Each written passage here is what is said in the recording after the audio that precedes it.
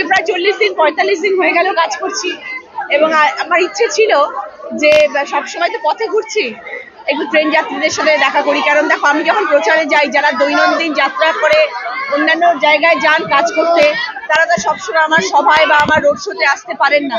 তো আমার ইচ্ছে ছিল সবার কাছে পৌঁছানোর। তো তাই জন্য ভাবলাম আজকে ট্রেন সফর করবো, যাতে কিছু মানুষের কাছে হলেও যেতে পারি। চেষ্টা করলাম ওই দৌড়ে দৌড়ে যতটা পারি বিভিন্ন কম্পার্টমেন্টে গিয়ে সবার সঙ্গে দেখা করার। এটা আমার ইচ্ছে ছিল, তাই করলাম। সবার সঙ্গে অ্যাটলিস্ট, তারাও তো নিত্য প্রয়োজনীয় যাত্রী, তাদের পাশেও তাদেরও ইচ্ছে করে দেখা করা, তাই জন্য তাদের কাছে গিয়ে দেখা করে এলাম। লকেট চ্যাটার্জিও ট্রেনে প্রচার করেছে। আমার দেখে এটা করেছে।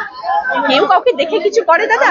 দেখে করার তো কিছু নেই। ট্রেন যাত্রীরা প্রতিদিন ট্রেনে সফর করছে, তাদের সঙ্গে সর্ব জায়গায় আমরা প্রচারে যাচ্ছি। আমরা রাস্তায় প্রচার করছি, আমরা বাজারে গিয়ে প্রচার করছি, আমরা ট্রেনে উঠেছি, তাতে কি অসুবিধা আছে?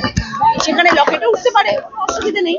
আমি গঙ্গা বক্ষে গঙ্গা আরতি করেছি, বা তো সেখানে আমি সেটা আনন্দ করে করেছি। ও ফোটা করে প্রচার করেছি জলের ওপরে, আমরা গঙ্গা আরতি করেছি, গঙ্গাকে শ্রদ্ধা জানিয়ে। সেরকম যে যেরকম ভাবে পারছে করছে। প্যান্ডেল থেকে চিত্র স্টেশন পর্যন্ত ট্রেনে জার্নি, কতটা মানে কি অনুভব? অনেক ভালো লাগলো। ভেন্ডার্সরা যেখানে বসেন, যারা হাওড়াতে মাল টাল নিয়ে যান, তাদের সাথেও কথা বললাম। প্রচুর জিনিসপত্র নিয়ে তারা প্রত্যেক দিন কষ্ট করে যান।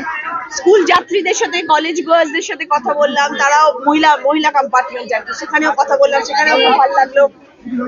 সকলে যেখানে একসাথে ওঠেন, ছেলে মেয়ে সবাই একসাথে, সেই কম্পার্টমেন্টে উঠলাম, তাদের সাথে কথা বললাম, যারা অফিস যাচ্ছে।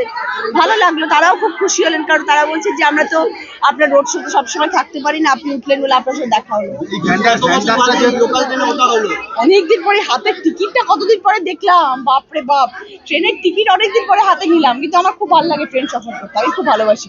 ট্রেন যাত্রা আমার খুব প্রিয় যাত্রা, কিন্তু রাত্রেবেলা শুতে পারলে আরো বেশি মজা লাগে।